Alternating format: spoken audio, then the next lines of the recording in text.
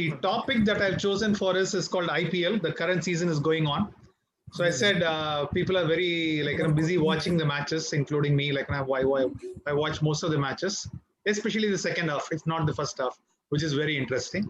So I thought IPL means investment planning for lifetime. So what is that I can bring it over here? Mr. Carl Richards, had done an analysis on this, and then he said the investment return is always higher, okay, because it's taken from point to point. Whereas investor return, what happens is when the prices starts going up, he exits the investment, and that he calls it as a behavioral gap. That's what he calls it as. Now, it's not only the behavior of the investor which pulls down the return. There are few other factors are there. For example, there is something called entry costs. There is a portfolio management system called Purnartha portfolio management system. Until recently, they used to charge 9% entry fees. So for example, let's say I want to invest, 20 lakhs into their PMS scheme. To recommend the list of 5 stocks, they will charge me 1,80,000 rupees. And they'll give you an invoice also. And it will be a GST invoice, you have to pay 18% GST. So that means the stock portfolio will do really well, but you will not get the same return because there's an entry cost of 9%, 2%. Mutual funds used to have an entry cost, but today we don't have any entry cost in mutual funds. And there is something called a running cost. Most of the people in this particular people are having TCS stock. So when you have a TCS stock in your demat account, there is no running cost because except for your demat account cost, there is no other cost. But in case if you're going to give it to a fund manager, let's say you're going to give it to a PMS fund manager, there will be a running cost. That running cost, SEBI has put a cap on it. What the SEBI has said is you can't charge more than 2.5% per annum. That's what the SEBI has said. That means you can't charge more. Similarly, there is something called an exit cost is there. What is meant by an exit cost? For example, I invested in a PMS, right? I invested in a PMS something like 35 lakhs, I think a couple of years back I invested. And one fine morning, the investment came down to 22 lakhs, especially on March 23rd of 2020. I can't forget that day. So the investment came down to 22 lakhs. But I didn't panic, but I was just waiting. So I waited for it. And then at an appropriate time, I had a few short-term goals to be met. So I said, let me exit it. Now, when I did an exit, what happened was there was a penalty that was charged by the PMS. It's called an exit load. Typically, they call 321, 123. What it means is if you exit in the first year, you have to pay 3% exit load. If you exit in the third year, you will pay 1% exit load. So what it means is while my stock market and the individual stocks would have performed really, really well, what I got in my hand is much lower, right? And the last one is tax. So I said, I exited my PMS, a couple of months back because of certain commitments. Now, what is happening is there is a huge short-term capital gains. Luckily, short-term capital gains coming out of equity investment is only 15%. Had I invested that in a debt, I would have been at my slab rates. So luckily, that is a blessing in disguise, you can call it as, right?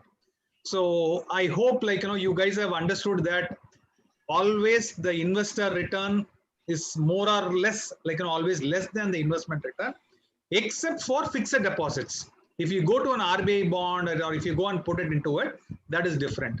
So it is very important that when somebody claims to you, sir, your investment has given you 20% return, your investment has given you 18% return, somebody calls you 10% return.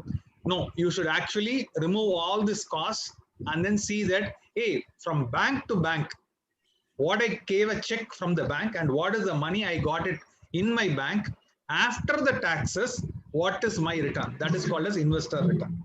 So I think I took a little longer time for the first poll, even I have not gone into the topic. So it's called the image courtesy is from Carl Richards. So let me get into the topic. Most of you know in this particular call. For those people who don't know about me, I just thought I'll spend 1 minute about myself. Today, I'm running a multi-family office where I focus only on wealth advisory and family advisory. So as part of Tejas family office, what I do is I advise about 5 to 10 clients where I charge a monthly retainer fee and then I provide them the entire family office. For example, if somebody wants to write a will or something like that, I'll give it to Bala. So that means like, I don't write everything. If I need somebody like, complete a taxation expert, I'll find out who is the right taxation expert and then I'll give it to him. So we have a set of alliance partners to work with. That's what we are doing in a family office. Apart from that, there is something called like, people who are having, let's say 5 crores, 10 crores, those kind of small portfolios. We have something called RQ Prosperity, where we review the portfolio and then we recommend like, hey, these are the places where you have to invest. Based on your risk profile, I think this is the place that you need to be doing it. So maybe like up to 10 crores, I have one institution. More than 10 crores, there's a different place where I'm doing it. So today I'm only working with HNI clients, especially in the IT field, doctors, NRIs is my predominant set of clients. Okay, what I bring it to the table in the last 4 years is I bring completely like a comprehensive review, which means that like I'm not biased. I'm not a bank RM. I'm not an insurance agent like to try to go and sell. I look at it from the investor perspective. What is good, and like if you want to draft an investment policy, we can draft an investment policy. So in terms of education, most of you know it, but just a quick this one. I've done my master's from BITS Pilani, a certified project manager and a CMA cost and management accountant. And as Vishwa said, I completed my PhD. That's why I took a break. I completed my PhD in commerce, especially on wealth management, and a certified financial planner. So whatever you're going to get now in the next, let's say 45 minutes will be the crux of my learning. Okay.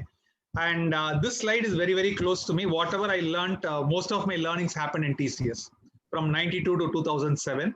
And I worked under PRK also, like he sent me to US, Denver. So that's where this particular beautiful slide is there. Very nice, like a very nice experience. And I learned a lot of things over there. And I'm going to talk about 3 books which completely transformed me while I was in the US. That's why I'm bringing this particular slide. So these are the 3 books which completely changed. Like when I go to a library, I see what are the famous books, where people borrow those books and read it. So these were the 2 books at that point in time. One is called The 7 Habits of Highly Effective People by Stephen Covey. I'm going to use some of those topics in this particular meeting. So that's why I've listed down. Similarly, some of you are very good in direct equity. So if you're interested in direct equity, I think even Warren Buffett talks about Benjamin Graham as his guru. So that's why I thought I should mention that book here. It's a good book to read. And in 1997, when I was in US, that's the exact time where Robert Kiyosaki launched his book called Rich Dad and Poor Dad. When I saw the title called Rich Dad and Poor Dad, it created some curiosity. What is this Rich Dad and Poor Dad? And that completely changed my whole thing. And I'm going to talk about that book today as well.